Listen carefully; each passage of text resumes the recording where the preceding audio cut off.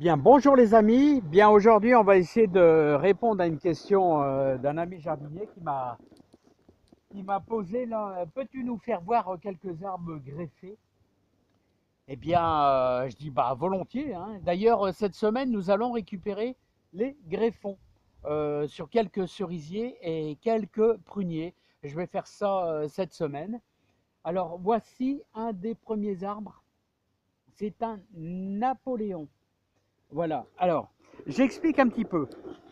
À la base, ici, nous avons le pied-mère qui est un drageon de ce cerisier à haute vie qui malheureusement est mort. Alors le drageon, c'est-à-dire c'est une racine qui est sortie de terre et qui nous a donné un beau drageon. Voilà. Et lui, il a été greffé en fente ici, juste là, hein. Voilà. Donc, et le haut de cet arbre, c'est-à-dire celle-ci est là, là et là, ces deux branches-là. Alors, je vais vous faire voir où j'ai pris les greffons. Les greffons, je l'ai pris sur ce cerisier-là, qui est le Bigarreau Napoléon. Donc, le haut est du Napoléon. Toute cette partie haute-là est du Napoléon. Mais le bas, c'est du cerisier à eau de vie. Là, très commun. Ensuite, je vais faire voir d'autres arbres. Alors, voici encore des drageons. Alors, ici, nous avons... alors, celui-ci, il a été greffé. Alors, le haut, il a été greffé juste ici. On voit la fente, la séparation, la greffe en fente que j'ai fait à 1,20 m de hauteur à peu près, hein. Et le haut, c'est du Bigarreau Sunburn, variété canadienne, là, qui est juste là. Et là, nous avons encore un drageon. Alors là, c'est du Napoléon, parce que j'ai fait les deux en même temps, c'est-à-dire aussi bien celui-là, là-bas, et j'ai fait celui-là.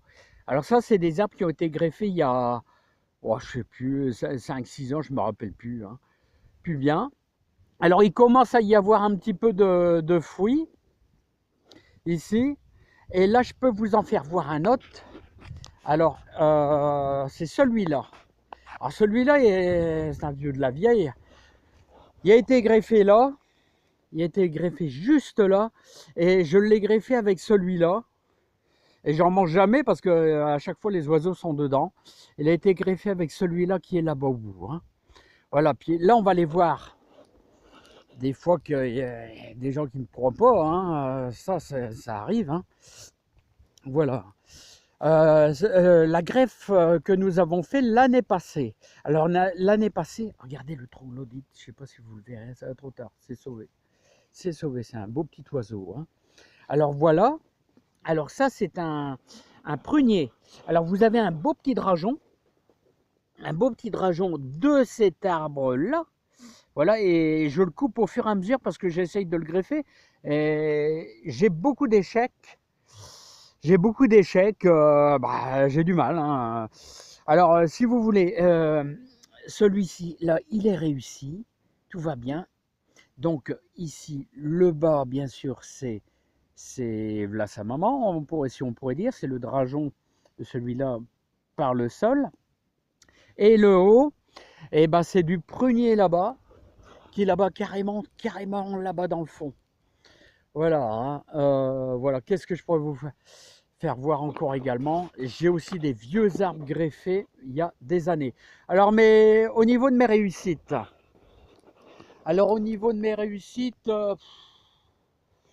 je réussis à aller entre 10 et 20%. Je suis pas un super bon greffeur. C'est pas évident. J'essaye d'en faire pas mal. Je fais de la greffe en fente et de la greffe à anglaise compliquée. Je suis pas un super bon, mais bon, je me débrouille, hein. J'ai un vieux monsieur qui a plus de 85 ans qui m'a fait voir il y a 20 ans en arrière et j'essaye de reproduire ces gestes qu'il faisait dans le temps. Mais bon, il y en a qui font mieux que moi, plus fort que moi, bien tant mieux. Moi, je fais avec ce que je peux, hein. Voilà. Donc, Voilà pour les quelques arbres. Il y a des vieux arbres aussi. Il y a un prunier, un pommier là-bas dans le fond, mais on voit plus grand-chose parce que l'arbre il a tellement grandi. Ça fait plus de 10 ans qu'il a été greffé. Ah ouais, il y a encore un. Alors ce prunier, alors là vous voyez lui, il a quasiment, ça fait plus de 10 ans que je l'ai greffé. Celui-là, mais on voit plus rien, hein. C'est là à l'intérieur. On voit plus rien. Alors c'est devenu un, alors c'est une prune, un prunier à variété ancienne et je l'adore. Alors là, ça c'est commercial, c'est un géant d'Edelfingen. Là c'est un Sunburn. Là c'est comment on appelle ça, un pêché grosse mignonne, belle de Louvain. Voilà, ça c'est du commercial, hein. Jonah Gold là-bas, Jonah Gold, là Jonah Gold. Hein, vous avez deux sortes de poiriers. Là, poirier quoi? Poirier, je crois Comtesse de Paris, et là, conférence. Bigarreau noir, bon, ça c'est un mot passe-partout, hein. Là-bas, vous avez également Poire Williams, là, et des Rainettes, pommier Rainette. Et vous avez deux, trois belles de Louvain, là-bas.